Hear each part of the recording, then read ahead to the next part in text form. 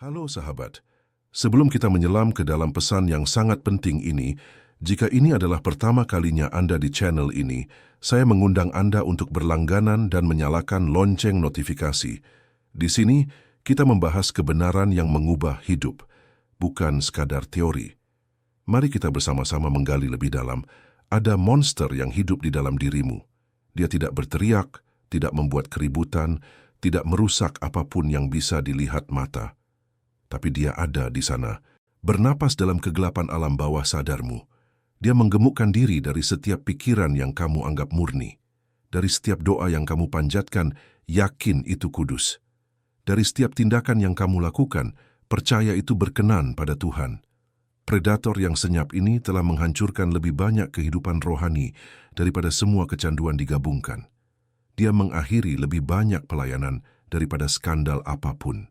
Dia menutup lebih banyak langit atas lebih banyak orang percaya daripada semua dosa kasat mata yang begitu kamu takuti. Dan yang paling menghancurkan, kemungkinan besar kamu bahkan tidak tahu bahwa kamu memilikinya. Di dalam jemaat-jemaat ada racun yang begitu mematikan.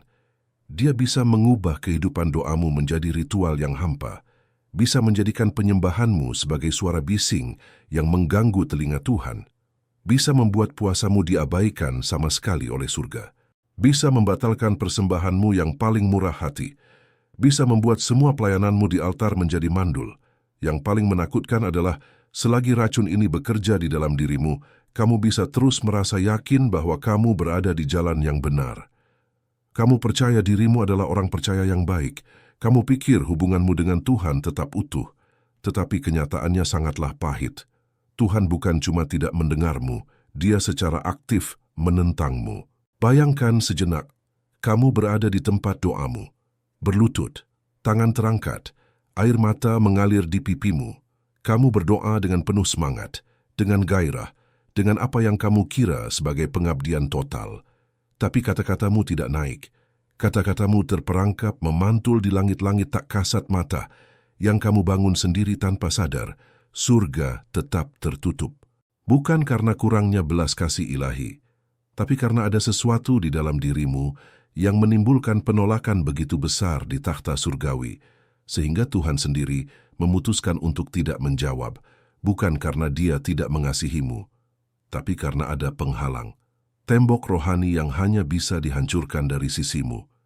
Ini bukan pesan yang nyaman. Saya tidak akan menjanjikanmu kemakmuran. Tidak akan berkata, semuanya akan baik-baik saja, asal kamu punya iman yang positif. Saya tidak akan memuaskan ekspektasimu dengan kata-kata manis yang mengelus ego agamawimu. Apa yang akan kamu temukan mungkin mengguncang fondasi semua yang kamu pahami tentang kehidupan rohanimu. Bisa menghancurkan gambaran dirimu sebagai orang percaya. Bisa mengungkap kebenaran yang begitu tidak nyaman, hingga dorongan pertamamu adalah menolaknya, menyangkalnya, membujuk dirimu bahwa ini tidak ada hubungannya denganmu. Tetapi, jika kamu punya keberanian untuk terus mendengarkan, jika kamu punya kejujuran yang brutal untuk bercermin pada kaca yang akan saya letakkan di hadapanmu, maka ada harapan. Masih ada waktu untuk mencabut kanker rohani ini sampai ke akarnya. Apa yang membuat dosa khusus ini begitu merusak adalah kemampuannya bekerja di bayang-bayang psikemu. Dia bersarang di kedalaman pikiranmu, di sudut-sudut gelap yang enggan kamu jelajahi. Di sanalah dia makan, tumbuh, dan menguat. Sementara kamu tetap tidak sadar sama sekali akan kehadirannya. Dia seperti tumor ganas yang tumbuh tanpa rasa sakit, tanpa gejala yang jelas.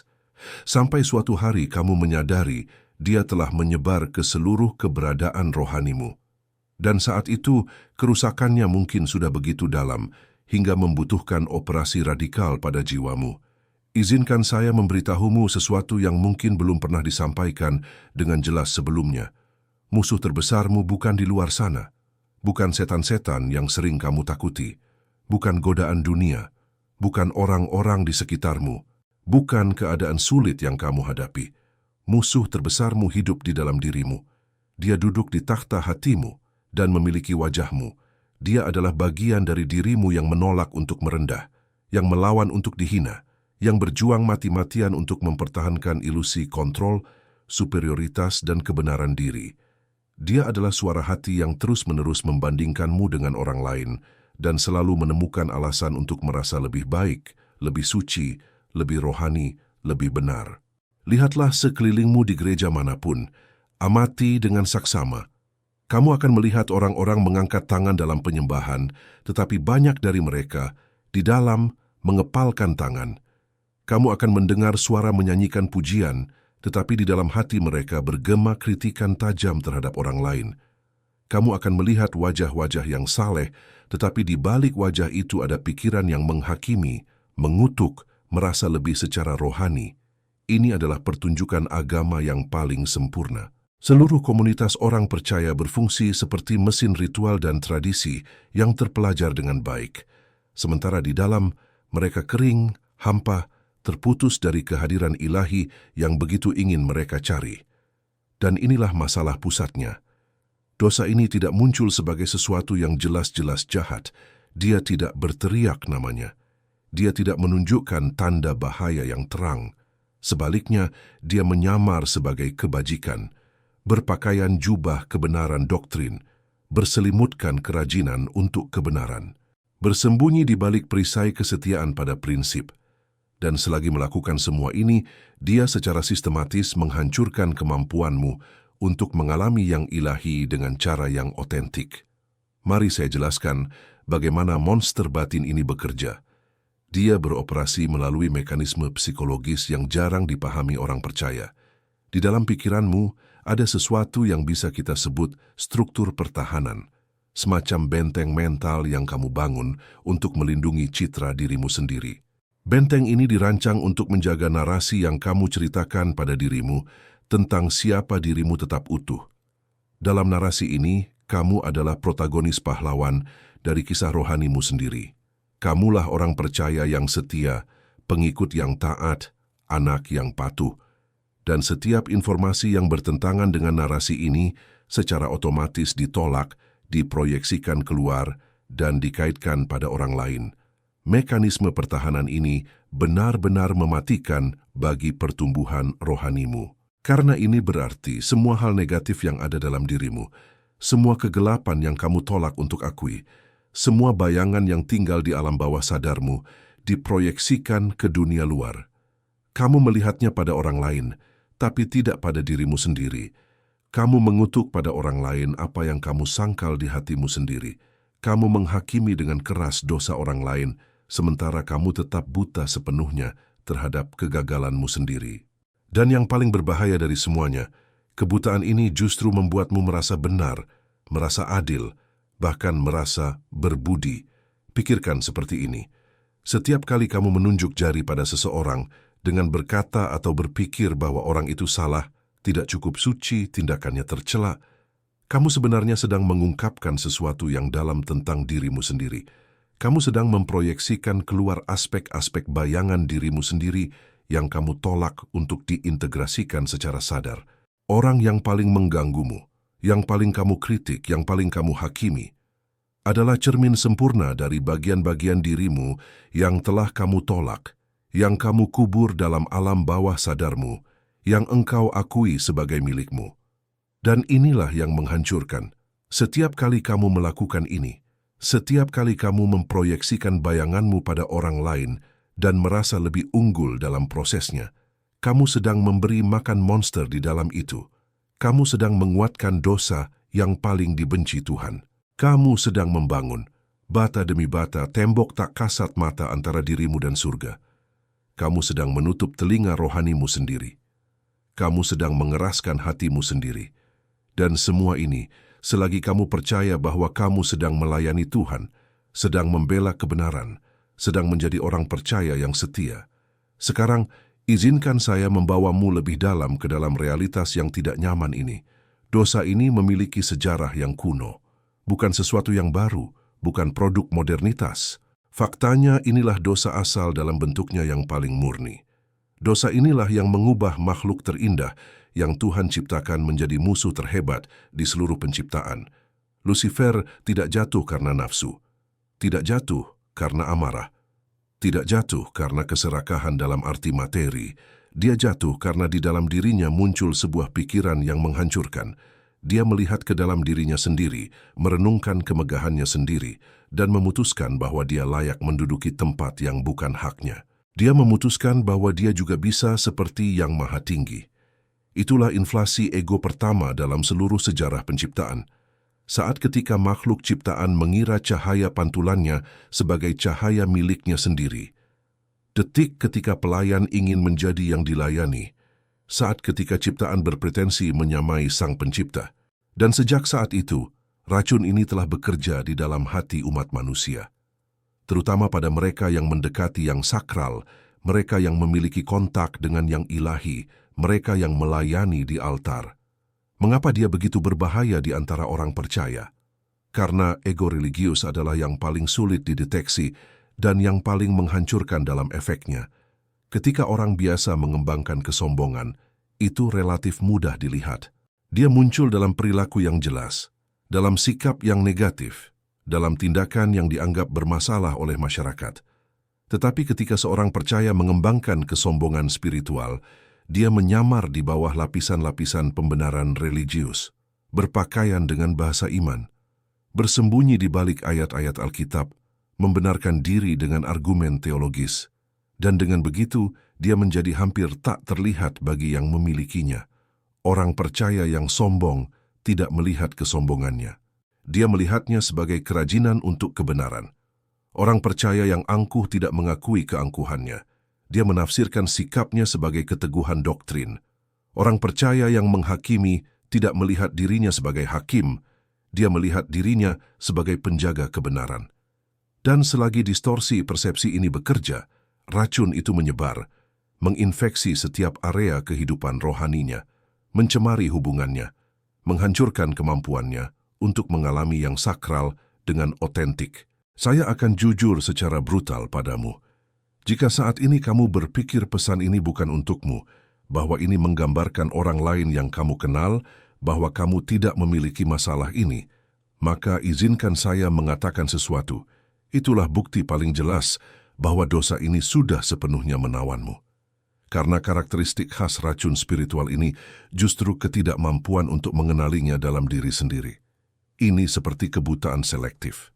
Kamu bisa melihat dengan jelas masalah ini pada orang lain, tetapi ketika kamu melihat ke dalam dirimu, yang kamu lihat hanyalah kebajikan, kebenaran, keadilan diri. Orang-orang Farisi di zaman Yesus seperti itu. Mereka bukan orang-orang yang dengan sadar memutuskan untuk menjadi jahat. Mereka bukan penjahat dalam arti tradisional. Mereka adalah orang percaya yang taat, ahli kitab suci, pemimpin agama yang dihormati, orang-orang yang berpuasa, berdoa, dan memberikan persembahan yang murah hati. Tetapi ada sesuatu yang busuk di inti keberadaan rohani mereka.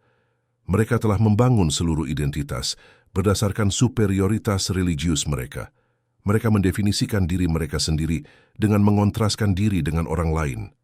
Mereka suci karena orang lain berdosa. Mereka murni karena orang lain tidak murni. Mereka benar karena orang lain tidak benar. Seluruh identitas spiritual mereka bergantung pada mempertahankan pembagian ini, pemisahan ini, perasaan berada di atas orang lain. Dan itulah mengapa ketika Yesus muncul, mereka tidak mengenalinya.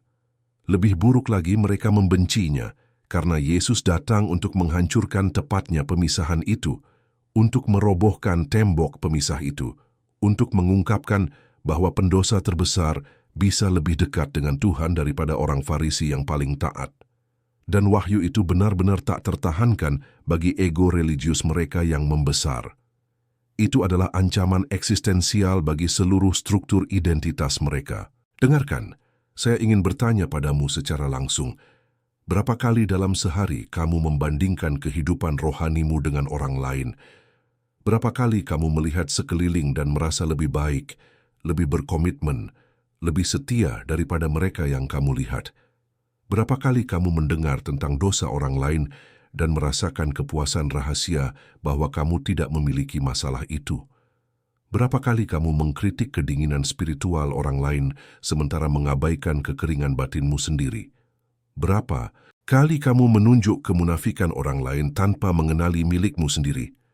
Setiap kali itu terjadi, setiap momen itu adalah racun yang sedang bekerja, monster yang sedang makan, dosa yang dibenci Tuhan yang sedang mewujud dalam hatimu. Dan yang paling menakutkan adalah kamu mungkin telah melakukannya begitu lama sehingga sudah tampak normal, sudah menjadi bagian dari cara berpikirmu yang biasa, sudah terintegrasi dalam caramu melihat dunia. Dan selama ini berlanjut, tidak peduli seberapa banyak kamu berdoa, tidak peduli seberapa banyak kamu melayani, tidak peduli seberapa banyak kamu memberi, Tuhan tidak mendengarmu. Tuhan menentangmu. Mari saya tunjukkan bagaimana racun ini bekerja dalam praktik sehari-hari.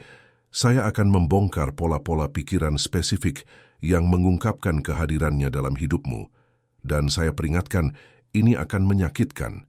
Ini akan seperti membuka perban dari luka yang terinfeksi. Tapi ini perlu, karena operasi spiritual membutuhkan diagnosis yang akurat terlebih dahulu.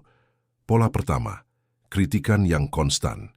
Jika kamu menemukan pikiranmu sering sibuk mengkritik orang percaya lain, menunjuk kegagalan mereka, melihat ketidakkonsistenan mereka, menghakimi keputusan mereka, maka kesombongan sedang bekerja dalam dirimu. Karena kebutuhan untuk mengkritik orang lain umumnya muncul dari kebutuhan untuk merasa lebih unggul dari mereka. Ini adalah mekanisme untuk mengangkat ego kita sendiri dengan merendahkan orang lain. Pola kedua, perbandingan yang tak henti. Jika kamu terus-menerus mengukur kehidupan rohanimu dengan kehidupan orang lain, jika kamu selalu mengevaluasi siapa yang lebih taat, lebih berkomitmen, lebih suci, maka kamu terjebak dalam jaring kesombongan. Karena kehidupan spiritual sejati tidak diukur dengan membandingkan diri dengan orang lain. Dia diukur dalam hubungan dengan Tuhan dan dengan potensi pertumbuhanmu sendiri. Pola ketiga, ketidakmampuan menerima koreksi. Jika ketika seseorang menunjuk kegagalanmu, reaksi sepertimu adalah membela diri, membenarkan diri, melawan, atau dalam hati merendahkan orang yang mengoreksimu, maka kesombongan telah menawanmu. Karena ego yang sombong tidak bisa mentolerir diekspos, dipertanyakan, dikoreksi. Dia butuh menjaga ilusi kesempurnaan, ilusi bahwa dirinya selalu benar.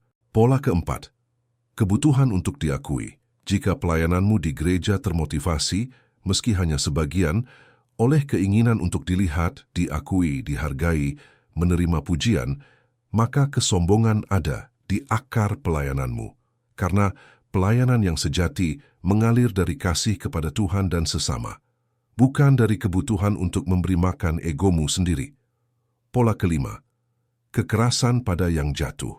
Dan ketika kamu melihat seseorang jatuh dalam dosa, reaksi pertamamu adalah penghakiman, kutukan, perasaan bahwa orang itu pantas menerima kejatuhannya, bukan belas kasihan dan keinginan untuk pemulihan.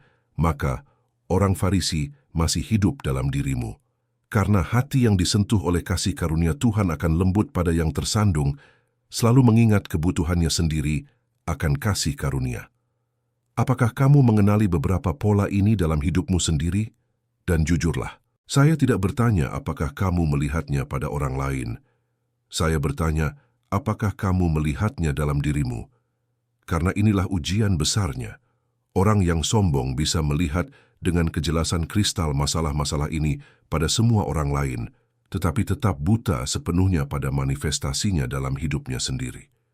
Ini seperti memiliki cermin yang hanya memantulkan keluar, tidak pernah ke dalam.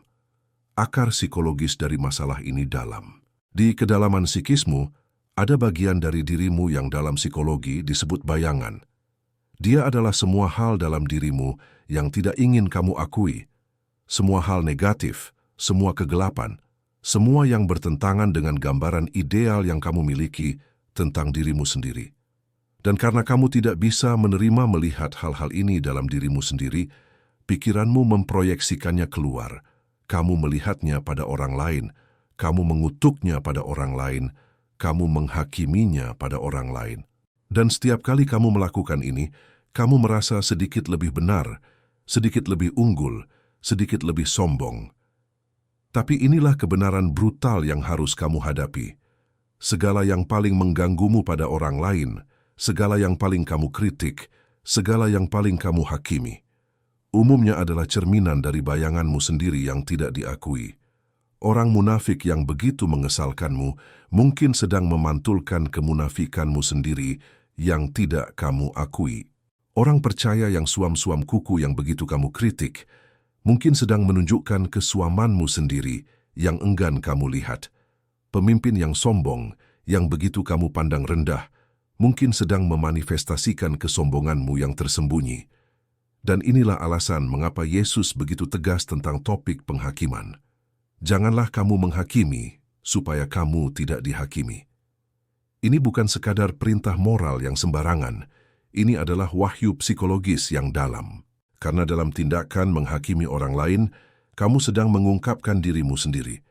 Kamu sedang mengekspos isi bayanganmu sendiri. Balok di dalam matamu sendiri selalu lebih besar daripada serpih di mata orang lain. Tapi kesombongan membuatmu buta sepenuhnya pada balokmu sendiri, sambil terobsesi memfokuskan pada serpih orang lain. Sekarang, izinkan saya membawamu ke tingkat pemahaman lain. Ada dinamika spiritual yang bekerja di sini, yang tidak dipahami kebanyakan orang percaya. Ketika hidupmu dikuasai oleh kesombongan, oleh pembenaran diri, oleh perasaan superioritas, sesuatu yang mengerikan terjadi di alam roh. Kamu terpisah bukan hanya dari Tuhan, tetapi juga dari dirimu yang autentik. Kamu mulai hidup dari sebuah topeng, dari sebuah persona religius yang bukan benar-benar siapa dirimu. Topeng ini menjadi identitasmu, si percaya yang taat, si pemimpin yang dihormati, si pelayan yang setia, si pengajar firman. Dan kamu mulai mengidentifikasi dirimu sepenuhnya dengan topeng ini. Kamu mulai percaya bahwa itulah dirimu yang sebenarnya. Tetapi di bawah topeng itu, dirimu yang sebenarnya sekarat, kelaparan, kehausan, putus asa akan keaslian, akan hubungan yang nyata, akan kehidupan yang otentik. Dan semakin kamu beridentifikasi dengan topeng itu, semakin kamu menjauh dari dirimu yang sebenarnya. Dan semakin kamu menjauh dari Tuhan, karena Tuhan tidak berhubungan dengan topeng. Tuhan berhubungan dengan manusia yang nyata, yang hancur, yang jujur, yang otentik. Inilah alasan mengapa orang-orang berdosa yang nyata sering mengalami kasih karunia Tuhan lebih kuat daripada orang-orang religius, karena pendosa yang mengakui dosanya sedang menjadi autentik, menjadi nyata, menjadi jujur tentang kondisinya. Tetapi orang Farisi yang berpura-pura tidak berdosa, yang bersembunyi di balik topeng kebenarannya, yang mengidentifikasi dirinya sepenuhnya dengan persona religiusnya, sedang hidup dalam kebohongan. Dan Tuhan tidak bisa berhubungan dengan kebohongan. Yesus mengatakannya dengan jelas, "Aku datang bukan untuk memanggil orang benar, tetapi orang berdosa supaya mereka bertobat." Mengapa? Karena mereka yang menganggap diri benar tidak merasa perlu bertobat, tidak merasa perlu kasih karunia, tidak merasa perlu Tuhan. Mereka merasa cukup dengan pembenaran diri mereka sendiri, tetapi mereka yang mengakui diri sebagai pendosa, yang mengakui kebutuhan mereka, yang datang kepada Tuhan tanpa topeng, tanpa kepura-puraan, tanpa kesombongan, merekalah yang bisa menerima kasih karunia. Merekalah yang bisa mengalami transformasi yang nyata. Dan sekarang, saya harus memberitahumu sesuatu yang mungkin merupakan hal terpenting yang akan kamu dengar hari ini. Jalan keluar dari labirin kesombongan ini bukan menambah lebih banyak aktivitas religius, bukan berusaha lebih keras, bukan menjadi lebih disiplin, bukan menghafal lebih banyak ayat, bukan melayani di lebih banyak pelayanan. Faktanya, semua itu justru bisa memberi makan masalahnya, bukannya menyelesaikannya. Jalan keluarnya adalah turun, adalah kerendahan hati, adalah kehancuran, adalah kematian ego religius. Dan ini menakutkan bagi ego, karena ego hidup dari inflasi, dari merasa besar, merasa penting, merasa unggul. Gagasan untuk turun, untuk direndahkan, untuk dihancurkan adalah ancaman eksistensial baginya. Itulah mengapa begitu banyak orang percaya memilih tetap dalam agama mereka yang hampa, dalam aktivitas tanpa kehidupan, dalam pelayanan tanpa kuasa. Karena jalan menuju kehidupan yang nyata membutuhkan melewati kematian. Kematian diri palsu, kematian persona religius, kematian topeng kesalehan. Yesus mengajarkannya dalam banyak bentuk, Butir gandum harus jatuh ke tanah dan mati supaya berbuah. Karena barang siapa mau menyelamatkan nyawanya, ia akan kehilangan nyawanya. Tetapi barang siapa kehilangan nyawanya karena aku, ia akan memperolehnya. Setiap orang yang mau mengikut aku, ia harus menyangkal dirinya, memikul salibnya, dan mengikut aku. Semua ini adalah deskripsi dari proses yang sama. Proses kematian ego, turun dari inflasi, kehancuran diri palsu. Dan izinkan saya menjadi sepenuhnya jelas tentang apa artinya ini dalam istilah praktis. Ini berarti kamu harus sampai pada titik di mana kamu melihat dirimu sendiri sebagaimana adanya, tanpa topeng, tanpa pembenaran, tanpa alasan. Kamu harus menatap langsung bayanganmu sendiri, semua kegelapan yang telah kamu proyeksikan pada orang lain.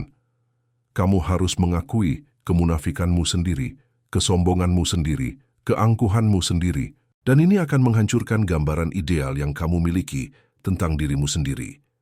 Ini akan merobohkan alas tempat kamu telah menempatkan dirimu.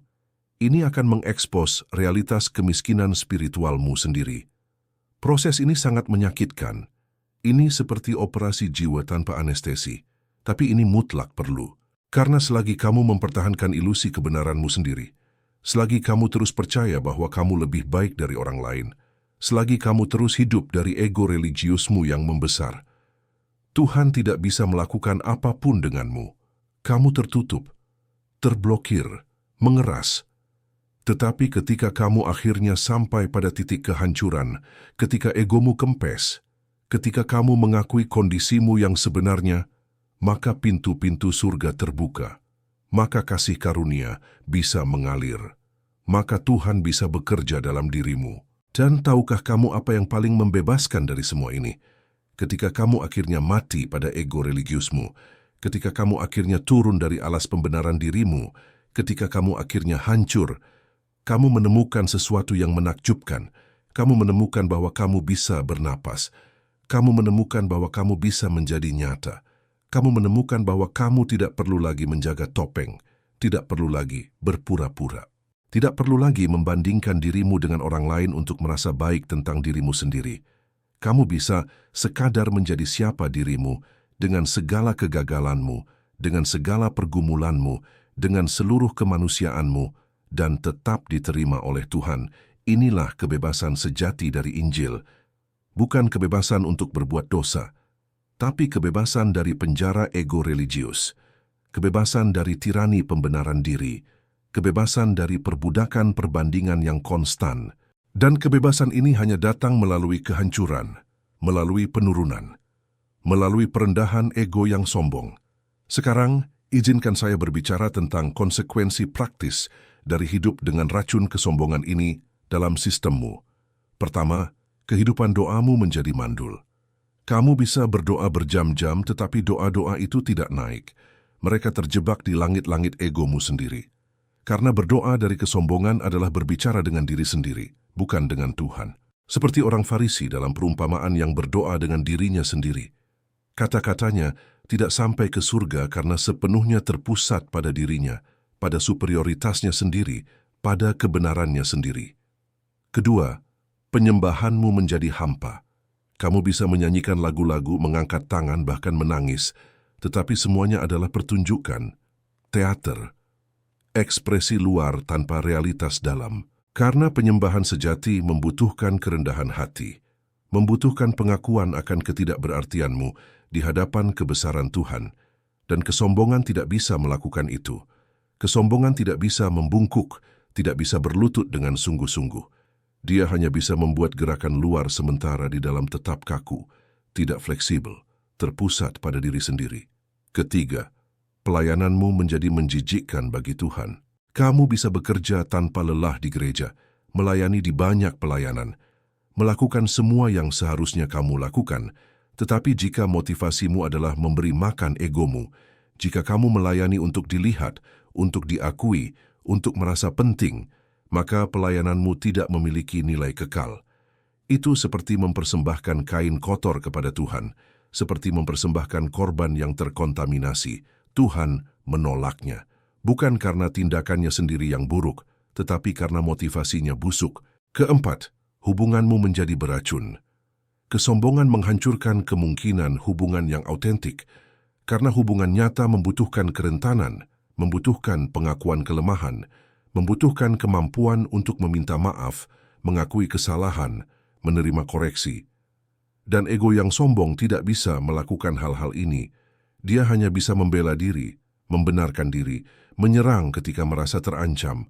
Dan begitu hubungan menjadi dangkal, formal, kekurangan keintiman yang nyata. Kelima, pertumbuhan rohanimu terhenti. Karena pertumbuhan membutuhkan pengakuan bahwa kamu belum sampai, bahwa kamu masih harus banyak belajar, bahwa kamu perlu diubah. Tetapi kesombongan berkata, "Aku sudah tahu, aku sudah sampai, aku baik-baik saja." Dan dengan sikap itu pertumbuhan menjadi mustahil.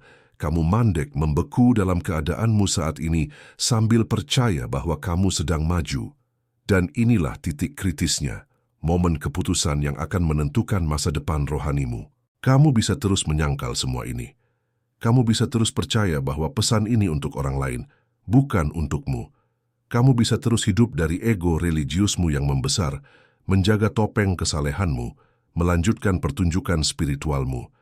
Tetapi jika kamu memilih jalan itu, izinkan saya memperingatkanmu tentang apa yang menantimu. Kehidupan kekeringan spiritual, eksistensi religius tanpa kehidupan nyata, tahun-tahun aktivitas tanpa buah yang otentik. Dan pada akhirnya kamu akan sampai pada akhir hidupmu dan menemukan bahwa seluruh kehidupan agamamu adalah ilusi, bahwa kamu tidak pernah benar-benar mengenal Tuhan, tidak pernah mengalami kehadirannya secara otentik, bahwa semuanya adalah teater, pertunjukan penipuan diri sendiri. Atau kamu bisa memilih jalan lain, jalan kehancuran. Dan izinkan saya memberitahumu apa artinya ini secara tepat. Ini berarti bahwa hari ini, saat ini, kamu membuat keputusan untuk turun dari alammu, untuk turun dari posisi superioritas yang kamu bayangkan sendiri, untuk mengakui bahwa kamu telah hidup dalam kebohongan, untuk mengenali bahwa kesombongan telah menguasai kehidupan rohanimu. Ini berarti kamu bercermin tanpa filter dan melihat realitas siapa dirimu sebenarnya. Bukan orang percaya sempurna yang kamu pura-purakan, bukan pemimpin spiritual yang kamu proyeksikan keluar, tetapi manusia yang rapuh, hancur, membutuhkan yang kamu sebenarnya. Ini berarti mengakui kemunafikanmu sendiri, kekerasan hatimu sendiri, kurangnya kasih sejati dalam dirimu. Ini berarti berhenti menunjuk kegagalan orang lain dan mulai melihat kegagalanmu sendiri. Berhenti membandingkan dirimu dengan orang lain dan mulai mengukur hidupmu hanya terhadap standar Kristus. Berhenti menghakimi dan mulai mengasihani, mengetahui bahwa kamu juga penuh dengan kegagalan. Ini berarti datang kepada Tuhan tanpa topeng, tanpa kepura-puraan, tanpa seragam agamamu. Kamu datang telanjang secara spiritual, terbuka, rentan, sekadar sebagaimana adanya, dan alih-alih mempresentasikan kurikulum vitae prestasi spiritualmu, kamu hanya berkata, "Tuhan, kasihanilah aku, orang berdosa." Ini adalah momen kebenaran, persimpangan jalan, dan keputusan yang kamu buat sekarang akan menentukan bukan hanya efektivitas spiritualmu dalam hidup ini, tetapi berpotensi menentukan takdir kekalmu. Karena Yesus jelas, pada hari terakhir banyak orang akan berseru kepadaku, "Tuhan, Tuhan, bukankah kami bernubuat demi namamu dan mengusir setan demi namamu dan mengadakan banyak mujizat demi namamu juga?" Pada waktu itulah aku akan berterus terang kepada mereka dan berkata, "Aku tidak pernah mengenal kamu. Enyahlah daripadaku, kamu sekalian pembuat kejahatan." Kamu bisa melihat tragedinya. Orang-orang yang melakukan hal-hal luar biasa dalam nama Yesus. Orang-orang yang memiliki pelayanan yang kuat. Orang-orang yang dihormati dan dikagumi. Tetapi semuanya dari ego. Semuanya untuk memberi makan kesombongan mereka sendiri. Semuanya untuk merasa penting. Dan Yesus berkata, "Aku tidak pernah mengenalmu karena tidak pernah ada hubungan yang nyata. Tidak pernah ada kehancuran yang otentik. Tidak pernah ada kerendahan hati yang sejati. Yang ada hanyalah topeng religius yang dibuat dengan baik." Dan pertanyaan terpenting yang harus kamu tanyakan pada dirimu sendiri hari ini adalah ini. Apakah kamu di jalan itu? Apakah kamu membangun pelayanan, reputasi, citra spiritual, semuanya di atas fondasi kesombongan? Atau apakah kamu bersedia merobohkan semua itu dan memulai dari awal? Kali ini dari fondasi yang benar, kerendahan hati yang otentik, langkah-langkah konkret untuk memulai proses transformasi ini. Buat inventarisasi jujur dari kehidupan rohanimu. Duduk dalam keheningan di hadapan Tuhan dan tanyakan, Tuhan, di mana kesombongan bekerja dalam hidupku? Lalu dengarkan, identifikasi secara spesifik area di mana kamu telah menghakimi orang lain. Untuk setiap orang yang telah kamu hakimi, tanyakan pada dirimu sendiri, apa yang dipantulkan ini tentang diriku? Temukan orang yang terpercaya, yang memiliki kematangan spiritual dan kasih untuk mengatakan yang sebenarnya. Beri mereka izin untuk menghadapimu. Tanyakan, di mana kamu melihat kesombongan dalam hidupku? Mulailah mempraktikkan kerendahan hati dengan cara yang konkret. Mintalah maaf ketika kamu melakukan kesalahan. Akui ketika kamu tidak tahu sesuatu. Terima koreksi dengan syukur. Ubah cara doamu. Berhentilah mempresentasikan kepada Tuhan daftar semua hal baik yang telah kamu lakukan. Sebaliknya, hadirkanlah kemiskinan spiritualmu.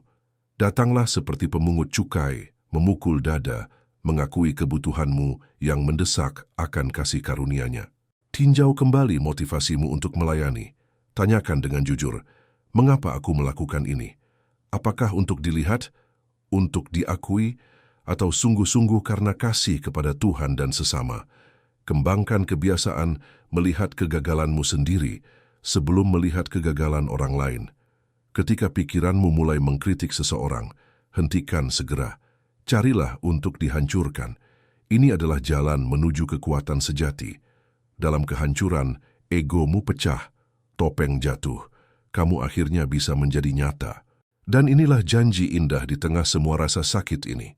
Berbahagialah orang yang miskin di hadapan Allah, karena merekalah yang empunya kerajaan sorga. Berbahagialah orang yang berduka cita, karena mereka akan dihibur. Berbahagialah orang yang lemah lembut, karena mereka akan memiliki bumi.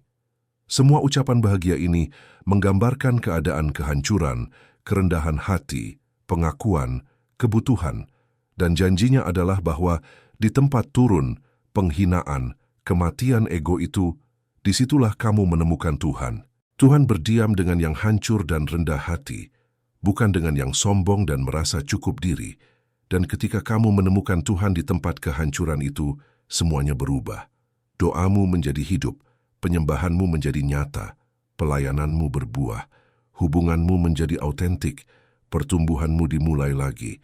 Dan untuk pertama kalinya dalam waktu yang lama, mungkin dalam seluruh hidupmu, kamu mengalami kehadiran Tuhan secara otentik. Jadi saya tinggalkan kamu dengan satu pertanyaan terakhir. Jangan jawab dengan cepat, duduklah dengannya. Biarkan dia menembus jauh ke dalam jiwamu. Inilah pertanyaannya. Apakah kamu bersedia melepaskan kebutuhanmu untuk menjadi superior? Apakah kamu bersedia melepaskan hakmu untuk menghakimi? Apakah kamu bersedia turun dari alammu dan sekadar menjadi manusia, rapuh, membutuhkan, bergantung pada kasih karunia? Jika jawabanmu adalah ya, maka ada harapan, maka ada masa depan, maka Tuhan bisa melakukan sesuatu denganmu.